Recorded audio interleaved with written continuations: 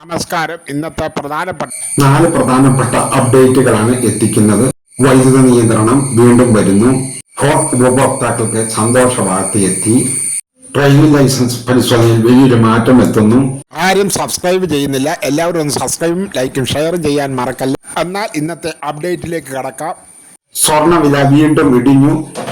എന്റെ കൂട്ടുകാരെ പലരും സബ്സ്ക്രൈബ് ചെയ്യാൻ മറക്കുന്നു. ഒന്ന് സബ്സ്ക്രൈബ് ചെയ്ത് വെച്ചോണേ. ഇതുപോലുള്ള അപ്ഡേറ്റുകൾ ആ ക്ഷണം തന്നെ എന്റെ കൂട്ടുകാർക്ക് എത്തും. ഇന്ത്യയിൽ മൊബൈൽ ഉപയോഗിക്കുന്ന ഭൂരിപക്ഷം ആൾക്കാർ സന്തോഷകരമായ ഒരു നിയമം telecom regulatory authority of India ഉപഭോക്താക്കൾക്കായി പ്രത്യേക പ്ലാൻ എത്തിക്കുന്നു. നെറ്റ് ഒഴിവാക്കിക്കൊണ്ട് കോൾ മാത്രം വിളിക്കുവാനുള്ള പ്ലാനാണ് കൊണ്ടുവരുന്നത്. നേരത്തെ നമ്മൾ ഉപയോഗിച്ചുകൊണ്ടിരുന്നത് ഡാറ്റയും കോളും ചേർന്നുള്ള കോംബോ പാക്കുകളായിരുന്നു. നെറ്റ് ഉപയോഗിക്കാത്തവർക്ക് റീചാർജ് ചെയ്യുമ്പോൾ അവർക്ക് 200-300 രൂപയുടെ നഷ്ടമാണ് ഉണ്ടായിക്കൊണ്ടിരുന്നത്.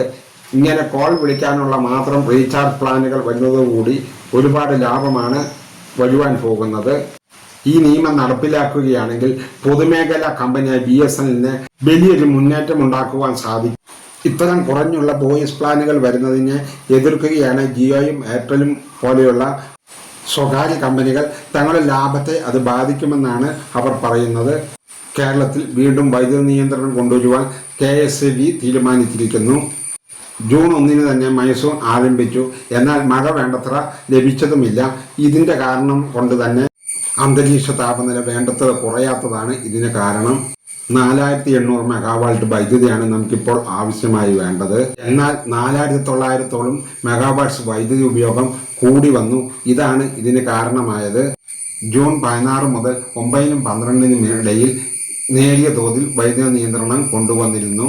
ഇതിൽ മഴ വേണ്ടത്ര ലഭിക്കാതെ വന്നാൽ ഇനിയും വൈദ്യുതി നിയന്ത്രണം ഉണ്ടാകുമെന്നാണ് KSEBയുടെ അറിയിപ്പ്. ഇനി മൂന്നാമത്തെ അപ്ഡേറ്റ്. ഡ്രൈവിംഗ് ലൈസൻസ് പരിശോധനയിൽ വലിയൊരു മാറ്റമാണ് എത്തിയിരിക്കുന്നത്.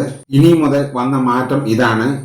ഈ മെഡിക്കൽ ടെസ്റ്റിന്റെ ഭാഗമായി ടച്ച് എടുക്കുമ്പോൾ ക്യാമറകളോ റിവേഴ്സ് വാക്കിംഗ് സെൻസറുകളോ ഉപയോഗിക്കാനുള്ള ഉത്തരവാണ് ഇറങ്ങിയിരിക്കുന്നത്.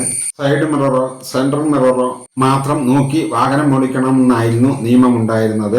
ഇങ്ങനെ ടെസ്റ്റ് ചെയ്യുന്ന സമയം നമ്മൾ അറിയാതെ ഇങ്ങനെ ക്യാമറയിൽ നോക്കിയാൽ ഉദ്യോഗസ്ഥർ പരാജയപ്പെടുത്തുന്ന രീതിയായിരുന്നു ഉണ്ടായിരുന്നത്. എന്നാൽ കേന്ദ്ര മോട്ടോർ വാഹന നിയമത്തിൽ വന്ന പരിഷ്കാരങ്ങളുടെ ഭാഗമായി ഈ ഇളവ് നടപ്പിലാക്കുന്നത്. ഈ നിയമത്തിൽ കർശന നിബന്ധനകൾ കൊണ്ടുവന്നിട്ടുണ്ട്. അത് ഇവയാണ്. ടെസ്റ്റ് എഴുതിയാൽ പൂർണ്ണമായും ഡിസ്പ്ലേ സ്ക്രീനിലോ ക്യാമറയിലോ നോക്കി ടച്ച് പൂർത്തിയാക്കുവാൻ പാടുള്ളതല്ല. സൈഡ് മിറർ നിരീക്ഷിക്കുകയും വാഹനത്തിന് നിയന്ത്രണം പൂർണ്ണമായും കൈവിടാതെയും നോക്കേണ്ടതാണ്.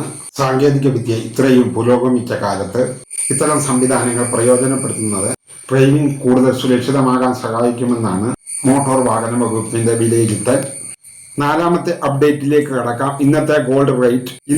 ഇന്ന് സംസ്ഥാനത്ത് ഗോൾഡിന്റെ വില 1 ഗ്രാമിന് 13,850 രൂപയാണ് ഇന്നത്തെ ഗോൾഡ് റേറ്റ്.